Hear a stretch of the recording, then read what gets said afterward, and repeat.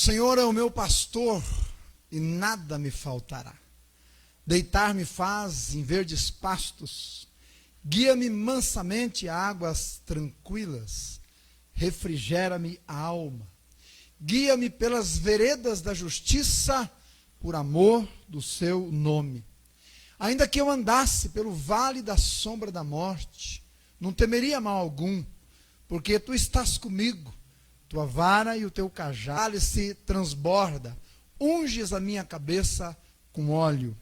Certamente que a bondade e a justiça me seguirão por todos os dias da minha vida, e habitarei na casa do Senhor para sempre. Amém, irmãos? Senhor, obrigado pela tua palavra. Ela é a verdade e ela é viva. E nós oramos. Visita-nos com a tua palavra. Em nome de Jesus. Amém. Meus irmãos, o Salmo 23 faz parte de uma trilogia messiânica. O que é isso? São salmos que falam sobre o Messias. E nesse caso aqui, eles estão juntos. Salmo 22, 23 e 24. Não é? E todos eles falam sobre o Salvador, sobre o Messias. Ora eles falam sobre o Messias, ora o Messias fala, não é? E esta fala é registrada aí. Esta trilogia, ela é representada no Salmo 22, e ela representa o sofrimento de Jesus, o sofrimento do Cordeiro de Deus. Então, durante todo o Salmo 22, se você proceder à leitura, você vai perceber que ele relata a via dolorosa. O suplício foi considerado escória. Ele foi levado ao matadouro. O capítulo de número 23 mostra, meus irmãos, o cuidado que o Pai teve com o Messias. Então, antes de você dizer, o Senhor é o meu pastor, quem disse isso foi o próprio Jesus. E ali nós vemos o cuidado do Pai com o Filho, naquela passagem da vida e morte para a glória. Então o Salmo 23 mostra todo esse cuidado. Por isso que ele vai dizer no verso 4, ainda que eu ande pelo vale da sombra da morte, eu não temerei mal algum, porque tu estás comigo, tua vara e o teu cajado me consolam. E o Salmo de número 24, ele, fechando essa trilogia, ele mostra a glória do Messias. É por isso que lá, nos versículos de número 27, de número 6, é o Senhor, forte e poderoso. Então, quando você for ler o Salmo 23, leia o 22, 23 e 24. Então você entende bem a visão apresentada ali sobre o Cordeiro, sobre o Messias. Agora, existe um contraste entre o Salmo 22 e o Salmo de número 24. No Salmo 22, nós vemos a humildade do Cordeiro, quando ele está despido de glória e vestido de sangue. No Salmo 24, nós vemos ele vestido com a glória celestial. No Salmo 22, nós vemos a simplicidade do Cordeiro, homem, coberto de carne. No Salmo 24, nós vemos o poder do Cordeiro, vestimento do Cordeiro, tão desfigurado, tão ensanguentado, tão inchado. As pessoas olhavam para ele e não o reconheciam. Mas no Salmo 24, nós vemos a realeza do Cordeiro, não é? Aquele diante de quem, quando vier, diz a Bíblia, as nações ficarão espantadas e cairá delas, não é, o vigor, porque elas verão aquele a quem elas traspassaram e elas vão temer. Está aí no capítulo 24. No capítulo 22, nós vemos a deformidade do servo. Ele realmente, irmãos, ficou irreconhecível. As pessoas que passavam diante de Jesus na cruz viam uma pessoa deformada, rasgada, não é? Mas no Salmo 24 nós vemos o Senhor vestido de glória, de beleza. Nós podemos contemplar a formosura do Senhor em toda a sua essência divina e real. No capítulo 22 ainda nós vemos a limitação do servo. Ele se fez homem, um de nós. Ele se fez limitado por alguns anos. Deixou-se moer, diz a palavra, e ser levado a uma crucificação. E no Salmo 24 nós vemos a eternidade deste servo. O Senhor da eternidade. O Senhor que assentar-se-á no trono branco. Diante dele fugirão os céus e a terra. E ele que transcende o Cristo, vindo em humildade como cordeiro, e o leva ao rei, ao leão, aquele que é vestido de glória e majestade. É por isso que ele diz no versículo 1, o Senhor é o meu pastor, e nada me faltará. É por isso que ele termina o Salmo no versículo 6 dizendo, a bondade e a misericórdia me cercarão por todos os dias da minha vida, e habitarei na casa do Senhor eternamente. Quem nunca ouviu uma leitura do Salmo 23? Meus irmãos, este salmo, se você sai pela rua, você vê ele num para-choque de caminhão. Às vezes, pregado uma plaquinha num poste. Às vezes você vai de férias na praia, e vai lá naquelas feirinhas que a mulherada gosta muito, e de repente você vê um quadro deste mundo. Ele é usado em várias circunstâncias. Certa feita eu fui com o pastor José Soares fazer uma visita aqui. A pessoa estava nos últimos momentos e o parente dessa pessoa pediu que o pastor José fosse visitá-la e ele falou, vamos comigo. Eu disse, bora, vamos junto. E quando nós íamos, era perto o local, ele disse para mim, rapaz, eu nessa situação, olha, o que vem no meu coração para ler é o Salmo 23, o que você acha? Eu falei, vamos ler, pastor. Se é o que Deus colocou no seu coração, vamos ler. Chegamos lá, a pessoa mal respirava, e um estado muito crítico, e o pastor José dando atenção. Eu nunca vou me esquecer. Até que quando o pastor José terminou aquele salmo, ela respirou profundamente e disse, isto era tudo o que eu precisava antes de partir. Naquela noite ela deixou este mundo.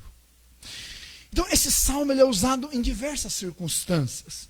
Não é sem justiça que ele tem sido considerado por muitas pessoas, em diversas épocas, o mais belo de todos.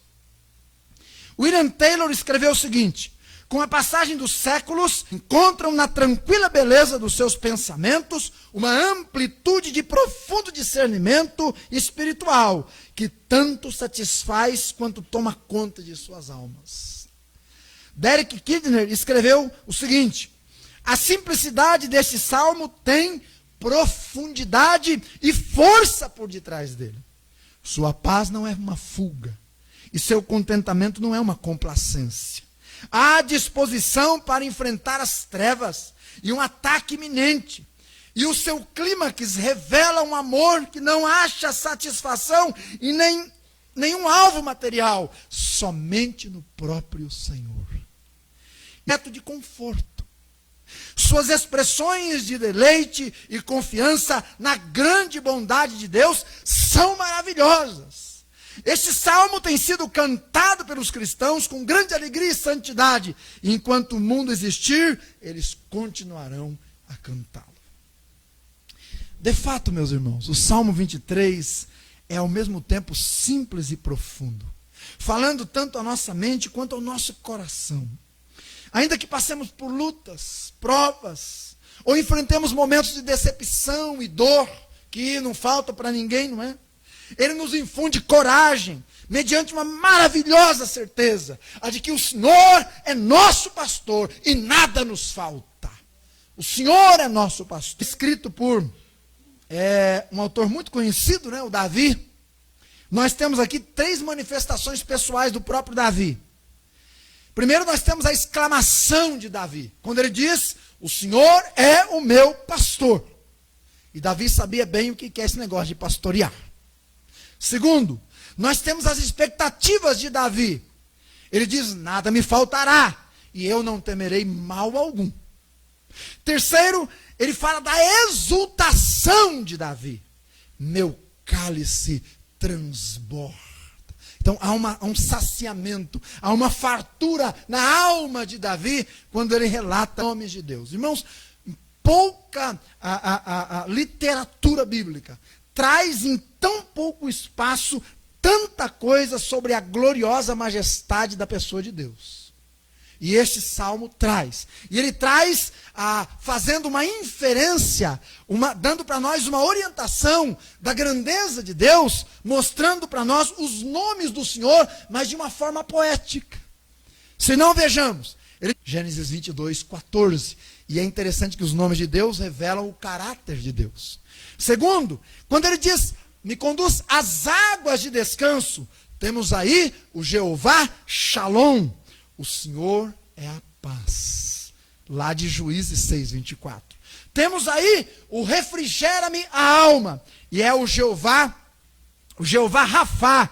O Senhor é quem te sara, de Êxodo 15, 26. E em veredas da justiça, temos Jeová Tzidkenu, que significa, o Senhor é a justiça nossa, de Jeremias 33, 16. Quando ele diz, tu estás comigo, temos aí o Jeová Chamá, que é o Senhor está ali, que é o Senhor é minha bandeira, de Êxodo 17, 5. E quando temos unges a minha cabeça com óleo, temos o Jeová Kadosh, que é o Senhor é santo, ou o Senhor é quem santifica, de Levítico 20 e versículo 8. Em um salmo de 6 versículos, nós temos tanta doutrina dos nomes e do caráter de Deus, que poderíamos estudar uma a uma aqui, passar vários dias aprendendo do Altíssimo. Nomes de Deus que revelam o caráter e o poder de Deus.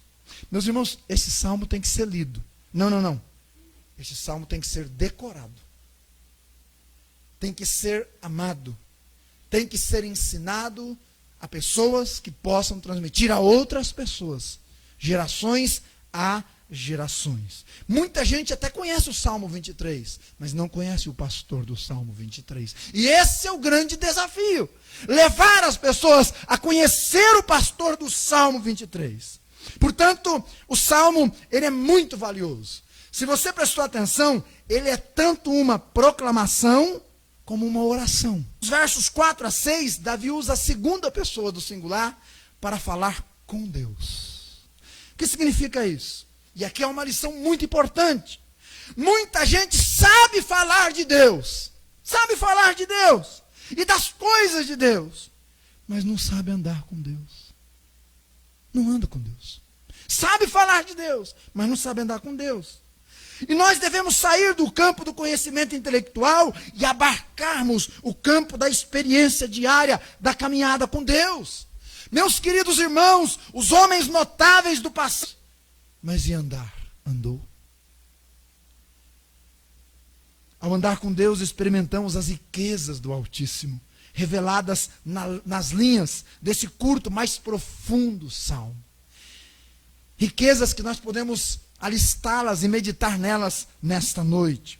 Preste atenção. Primeiro, ele diz assim, o Senhor é o meu pastor e ele me sustenta. Ao usar o termo pastor, nós somos logo arremetidos a um outro para saciar sua fome e sede. Ela é incapaz de diferenciar um pasto nutritivo de um pasto que tem ervas venenosas. E uma ovelha pode ingerir inadvertidamente plantas que a farão adoecer e até morrer. Isso a torna vulnerável. Isso torna a ovelha vulnerável. Além disso, esses animais não bebem em qualquer água. Elas não bebem água corrente, por exemplo. Costumam recusar águas revoltas e turvas, dando preferência aos cursos calmos e límpidos dos rios. Isso as torna dependentes. Como havia sido pastor de ovelhas na sua juventude, Davi se lembrava bem dos cuidados exigidos por um rebanho tão do pasto, arrancar das ervas daninhas para evitar intoxicações. Eu fiz isso muito no interior do Paraná. Frequentemente ele levava os animais a águas limpas e calmas, nas quais eles então saciavam a sua sede com a tranquilidade. Queridos, assim é Deus. Ele escreveu, ele me faz repousar em pastos verdejantes. Leva-me para junto das águas de descentes, meus irmãos. E olha, Eu vou dizer para você, bem-aventurados, felizes aqueles que já são ovelhas, que são carentes e que são dependentes de Deus. Felizes aqueles, porque depender de Deus é grande bênção, é grande privilégio. Nós precisamos mais do que comida e água. Precisamos de saúde. O que você é sem saúde? Um doente. Não é? É. Que precisa de cuidado, de remédio, de médico, de ajuda, de oração. Nós precisamos de paz. Que sabor tem a vida sem paz? Nós precisamos de companhia. Queijinho no espeto. Pernilzão assado no forno. Maionese de primeira. Suco de uva daquele de R$ 35 o litro. Coisa fina. Aí você prepara toda uma mesa. Senta para comer sozinho. Que sabor tem essa comida? Solidão, tristeza, mágoas guardadas. Nós precisamos de companhia. Nós precisamos de consolo. Nós precisamos de segurança. Nós precisamos de dignidade, propósito, amor. Precisamos de salvação e uma infinidade de outras coisas. Somos mais carentes do que aquelas ovelhas de Davi que precisavam de comida e água. No dia de hoje, para o dia de amanhã, de depois de amanhã, da semana que vem, do ano que vem. Os celeiros de Deus, meus irmãos, nunca se esgotam. Sempre o que é necessário, temos lá. E as portas se abrem para aqueles que o buscam.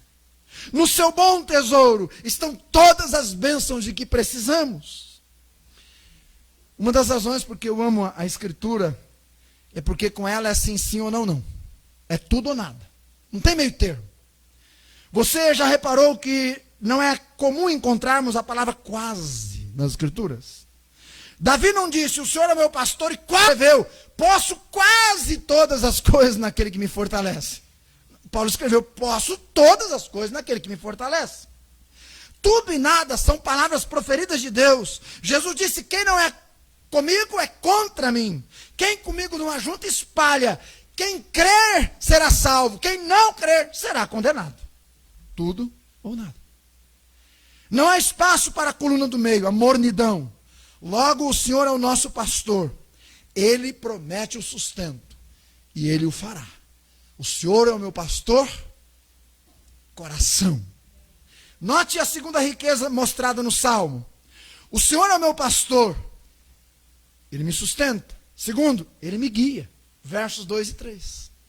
Guia-me mansamente a águas tranquilas. Guia-me pelas veredas da justiça, por amor do seu nome. Meus irmãos, no original, essa frase, o Senhor é o meu pastor, nada me faltará, ela tem um gerundismo. É um gerúndio que está embutido ali. Então, ela pode ser traduzida assim também, ó. O Senhor está me pastoreando. Por isso nada. É bom saber que quando eu abri meus olhos de manhã, o Senhor já estava lá cuidando da minha vida. É bom saber que quando eu estava dormindo, Ele velava por mim. É bom saber que quando eu saio para o trabalho, Ele já saiu abençoando o que eu vou fazer, porque Ele é o meu Deus, Ele está me pastoreando, Ele está cuidando da minha vida e da sua. Claro, se Ele é o seu pastor. É um ato contínuo. Desde que nos tornamos ovelhas do Senhor, Ele está nos pastoreando. E pastorear é cuidar. E uma das formas de cuidar é guiar. E por que nós precisamos ser guiados? Porque nós somos ovelhas. Tem ovelha, tem diferença, gente. Ovelha é ovelha, gato é gato. São meio parecidos, mas tem diferença. Certa feita, quando eu era bem novinho, talvez tinha lá meus 8 anos de idade, eu vinha vindo da escola e umas 2 quadras perto de casa, tinha um gatinho na rua. E eu me compadeci do gato. E aí eu disse, vou levar esse gato para casa. Porque ele começou a passar pelas minhas pernas, olhar para mim, miar. Eu disse, ele está pedindo socorro. Ele está rogando por um lar. Como é que eu posso abandoná-lo na miséria? Não, vou dar um lar para o gato. E levei para casa. Só que já tinha mais uns 15 em casa. E aí dá para o vizinho, leva para alguém. Aqui em casa não entra mais gato. Eu digo, e agora? O que eu vou fazer com esse gato?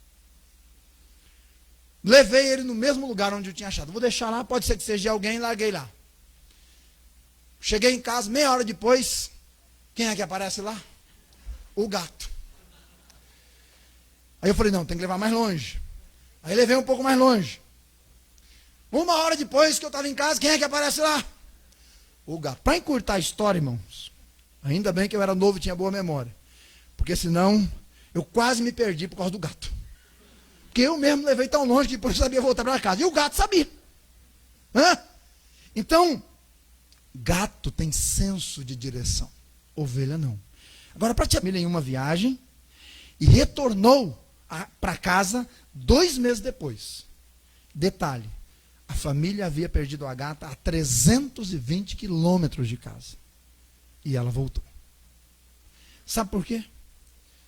Porque são gatos. Eles têm senso de direção. Eu não sei como é que eles decoram o caminho, mas eles têm senso de direção. Ovelhas não são assim. Elas não têm senso de direção. Sozinhas, eu sou testemunha, criei ovelhas.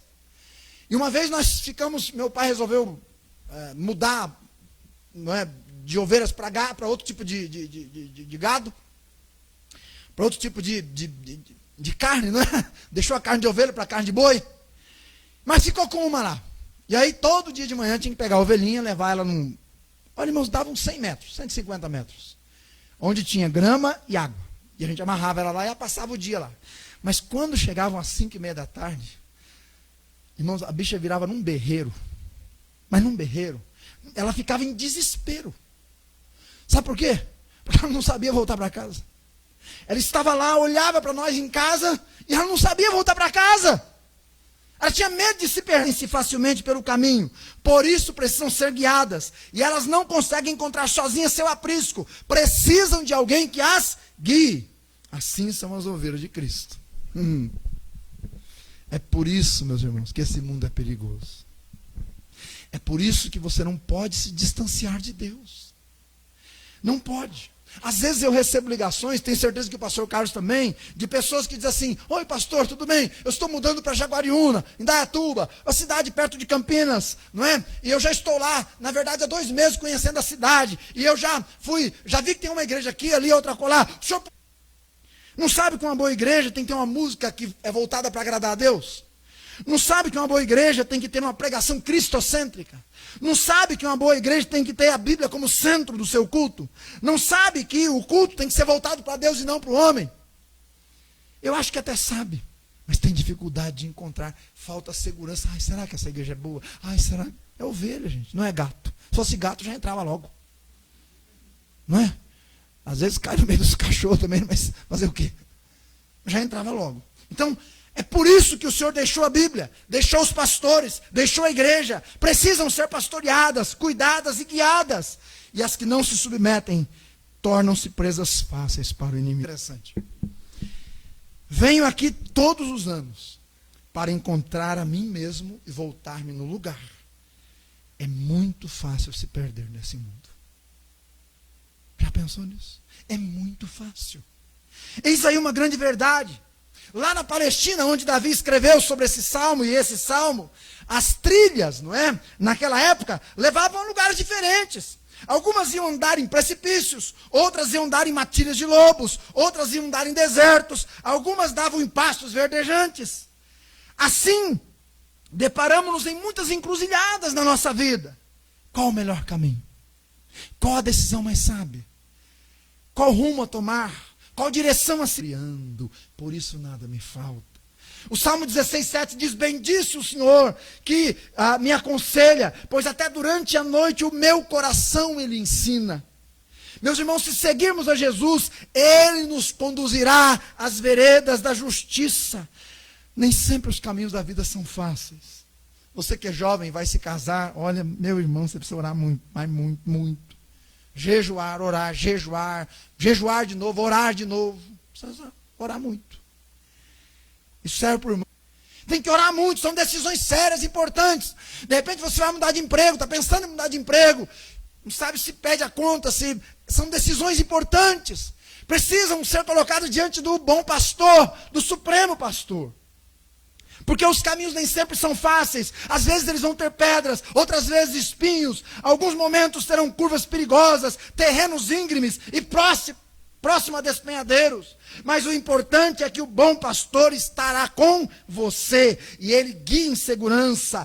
O Senhor está me pastoreando. Ele me guia. Ele guia a sua vida. Eu desejo que ele faça isso em 2020. Mas há uma terceira riqueza que nós encontramos nesse salmo. Está lá no versículo 4. O Senhor é o meu pastor e ele me protege. É o que diz o versículo de número 4, irmãos. Ainda que eu ande pelo vale da sombra da morte, não temeria mal algum. Por quê? Porque tu estás comigo. Tua vara e teu cajado me consolam. Meus queridos irmãos, há perigos lá fora, grandíssimos, grandiosos. A estar sozinho, há perigos lá fora. Ovelhas são presas, não predadores, são presas. Ursos, lobos, leões e outros animais amam a carne das ovelhas e até a gente. As ovelhas não têm velocidade para fugir de um predador destes. Não somente isto, mas ovelhas podem ser furtadas por ladrões, picadas por serpentes e atacadas por chacais. Perceba, o perigo é de baixo, é ao redor e é de cima. Há perigo lá fora. Exatamente por isso as ovelhas precisam da presença, do cuidado, da coragem e da vigilância do seu pastor. E eles estavam eufóricos. E o Pedrão sanguíneo já foi falando logo: Senhor, olha, foi um sucesso a obra. Foi maravilhoso. Foi glorioso. Pelo teu poder, nós vimos os espíritos saírem das pessoas. Vimos pessoas serem curadas. E o Pedrão estava todo empolgado e Jesus dá um banho de água fria nele. Traz ele de volta para a realidade. Falou: Simão, Simão, eis que Satanás pediu vocês para se andar. Você entende o que está acontecendo aí? Enquanto eles estavam na obra, vendo toda aquela euforia, pensando que neles tinha alguma coisa poderosa, Jesus zelava pela alma deles. Batalhava! Eu roguei por ti, para que tua alma não desfaleça, Pedro. Querido, ovelha tem que depender de Deus. Ovelha tem que ser submissa a Deus. A pior tolice de uma ovelha é sair de perto do seu pastor. A pior tolice, o pior pecado que ela comete, a pior infração que ela faz nessa vida. Como pastor de ovelhas, Davi havia enfrentado ursos e leões, a fim de proteger os animais que estavam sob seus cuidados. Ele mantivera sempre ao alcance de sua mão um cajado e um bordão. Qual que é a diferença? Cajado é uma vara comprida que tem lá, parece um cabo de guarda-chuva na ponta. Então, com o perigo, endireitava no caminhado, às vezes a ovelha queria sair, ele dava um toquinho e trazia de volta. O cajado era para dar direção, segurança, proteção. Mas o bordão era para dar burdoada. Então vinha o leão e socava o bordão. Vinha o urso, bordoada nele. Então era cajado na mão e bordão na outra. É por isso que às vezes o pastor chama você no escritório. Aí você vai orando para ser o cajado e não um bordão. Só que o bordão não era para dar nas ovelhas. O bordão era para dar nos perigos, nos leões, nos ursos, naquilo que trazia risco. Um laço de intimidade. Cada dia que elas passavam ali. Assim Davi sabia que Deus zelava por sua segurança. Por isso ele escreveu o versículo 4, ainda que eu ande pelo vale da sombra da morte, eu não temerei mal algum, porque tu estás comigo. Tua vara e teu cajado me consolam. Meus irmãos e irmãs, é muito melhor estar no vale da sombra da morte com Jesus, do que nos picos do brilho da vida sem ele. É melhor e mais seguro atravessar o campo de batalha ao lado do Senhor, do que se trancar em uma fortaleza sem a sua presença. Eu sei que durante esse ano talvez você passou por vários vales escuros. Morte na família. Do pastoreio do Senhor. Lembre-se, o Senhor me pastoreia. A força não está em nós, mas no Salvador que caminha ao nosso lado. Tem uma poesia antiga que você deve conhecer. Se não conhecer, vai conhecer agora. Se conhecer, você vai relembrar. Uma noite eu sonhei que estava caminhando na praia. E Deus caminhava comigo. Revi espelhado no céu todos os dias da minha vida. E em cada dia vivido, apareciam na areia sempre 2 pares de pegadas. as minhas e as dele. No entanto, então eu fui questionar o Senhor. E disse: Senhor, eu quis seguir-te. E tu prometeste ficar sempre comigo. Por que me deixaste sozinho, especialmente nos dias mais difíceis? Então o Senhor me respondeu: querido filho, eu te amo. Eu nunca te abandonei. Os dias em que viste só um par de pegadas na areia são precisamente as minhas, porque naqueles dias eu te carregava no colo. O Senhor, fardo é leve. Ele tem poder para guardar nossa vida e consolar nossa alma. Então assim não há lugar para desespero. Temos o Supremo Pastor que nos protege. Em último lugar, o Senhor é o meu pastor e Ele me acolhe. Estão lá nos versículos 5 e 6 estas informações. Após uma temporada nos campos, chegam os meses mais frios do ano. E as ovelhas são levadas, elas retornam seguras ao aprisco. E esses inimigos, não é, à distância, salteadores, leões, abutres, lobos, contemplam aquela cena dos pastores levando os rebanhos para o aprisco. Então pensam: perdemos a oportunidade. Agora elas estão fora do nosso alcance. E vai chegar esse dia, quando o diabo não mais poderá tocar na sua vida nem na minha. Quando o pecado não mais terá poder. Quando ele perderá a chance. O zeloso pastor que cuidou do rebanho em suas peregrinações, esse salmo refere-se a esse momento no qual as ovelhas encontram aconchego e cuidado na residência do seu pastor. Mas Davi está usando uma outra figura aqui também.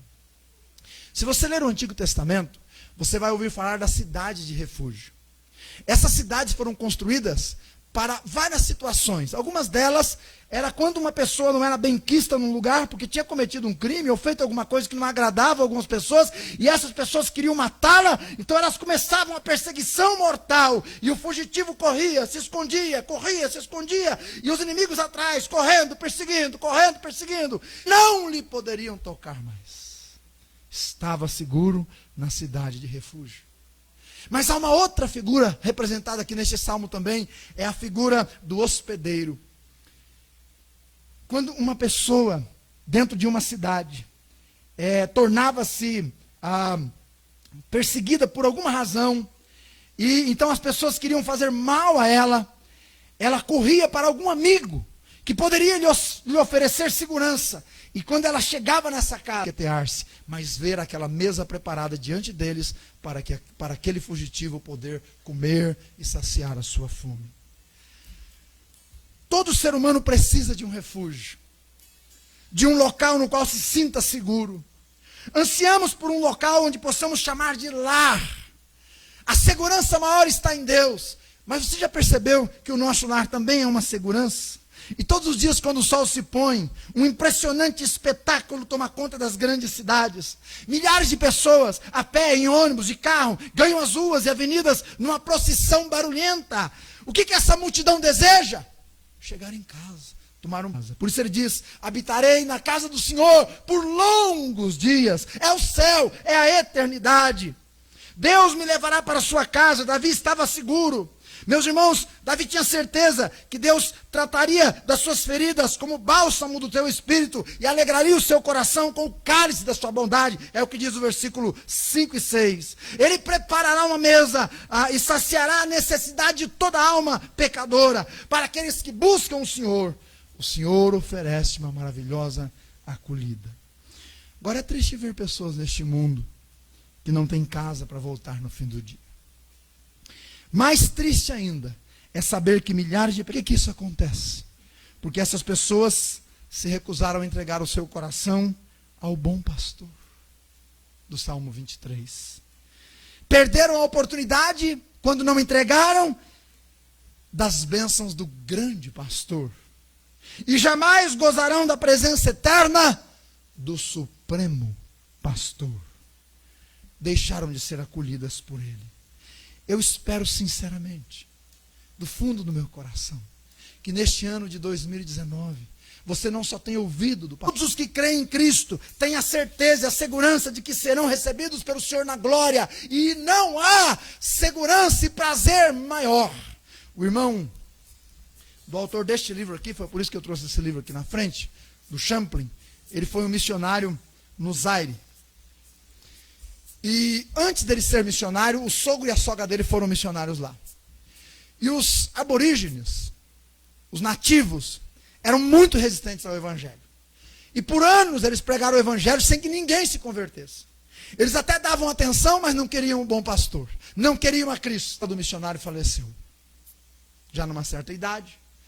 E o missionário cortou um grande tronco de uma árvore, fez um caixão bem rústico, e eles da tribo todos olhando aquilo.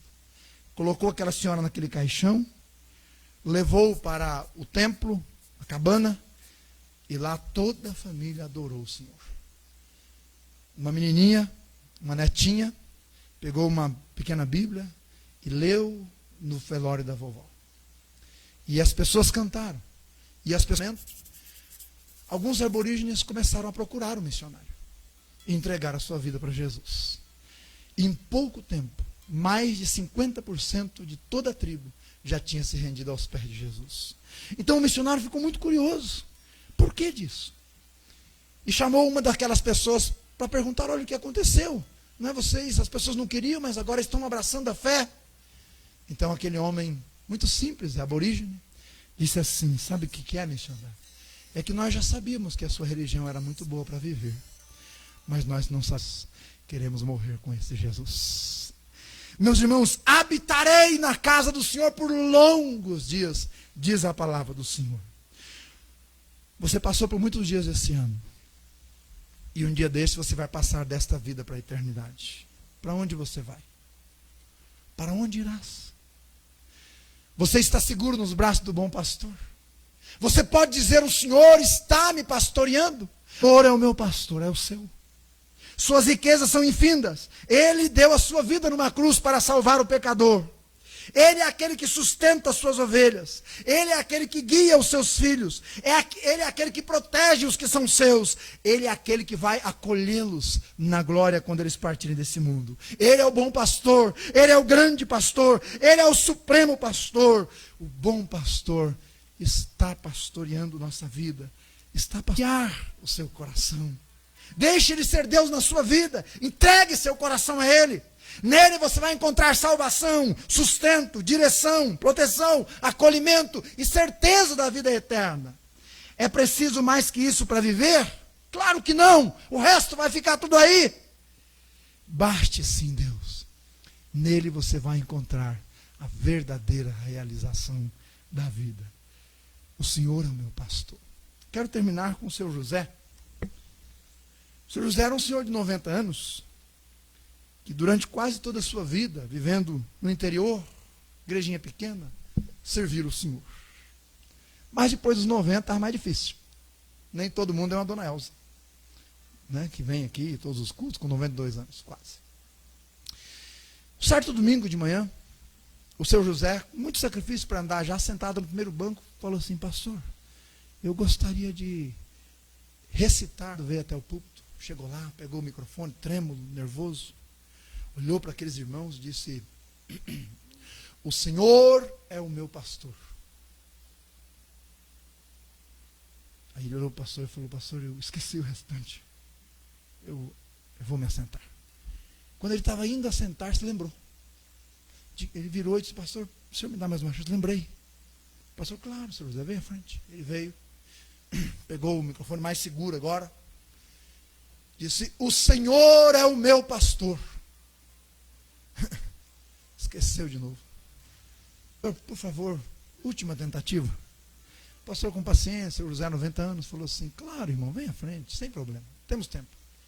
O senhor José veio todo trêmulo, pegou o microfone, respirou fundo, olhou para os irmãos e disse emocionado: o Senhor é o meu pastor, e isso me bastou durante 90 anos. Que Ele seja o seu pastor, irmão, por todos os dias da sua vida. Seja mais do que um salmo. Seja brasa viva na nossa cabeça, para nos despertar e nos chamar ao Senhor, para tirar de nós a tolice ideia de que nós somos independentes, podemos fazer o que quisermos, ovelhas, precisamos do teu pastoreio. Quero orar por cada vida que está aqui. Pode ser que alguns aqui já até conheçam esse salmo de cor, mas ainda não encontraram o bom pastor. Hoje à noite, todavia, e até porque tenho ouvido várias e várias mensagens, o teu Espírito lhes deixou claro, Senhor. Precisam do arrependimento, precisam da fé em Jesus, precisam da nova vida, precisam do teu pastoreio. E convencidos pelo teu Espírito agora podem entregar-se ao Senhor. Então, enquanto você está com a sua fronte curvada, eu mandei uma mensagem, que já ouviu o Evangelho, você que já sabe dos teus pecados feios, sujos, imundos, você que sabe que está longe de Deus, você que sabe do bom pastor, mas não conhece o bom pastor, hoje você entendeu que precisa dele como seu Salvador. Por que não entregar sua vida a Ele agora e render-se aos pés de Jesus? Por que não entregar sua vida àquele que vai cuidar da sua alma aqui neste mundo e no porvir? Quero convidar você a corajosamente, racionalmente e espiritualmente render-se aos pés de Jesus Cristo. E se você é a pessoa que Deus quer alcançar hoje à noite e está trabalhando nisto, levante a sua mão. Nós vamos orar agradecendo a Deus por sua vida e vamos rogar que o Senhor passe por você. Amém. Pode ir. Mais alguém? Entregue a sua vida a Jesus. Renda-se aos pés de Jesus Cristo. Ele quer ser o seu pastor. E você precisa querer ser a ovelha dele. Alguém nesta noite mais? Se há, levante as vésperas da morte. Entregue sua vida a Jesus agora. Creia em Jesus como seu Salvador, como Senhor da sua vida. E Ele vai pastorear você hoje e para sempre. Há alguém mais que quer entregar sua vida a Jesus? Levante a sua mão. Não vou pedir para você ficar de pé, não vou pedir para você vir aqui à frente. Só vamos orar com a palavra. Muito obrigado. Com certeza ela alcançou o propósito para o qual foi pregada, tanto quanto hoje de manhã. E nós oramos para que o Senhor abençoe nossas vidas. Nos ajude, Senhor, a seguirmos o bom pastor fielmente. E nos ajude a vivermos este salmo. De tal maneira, Senhor, que as mesmas palavras que o Senhor Jesus pôde apropriar-se e declarar, que Davi pôde dizer, que nós possamos dizer também. O Senhor é o nosso pastor e nós vamos habitar com o Senhor para sempre. Muito obrigado pela tua palavra. Leve-nos em paz. Em nome de Jesus. Amém. Que Deus nos abençoe.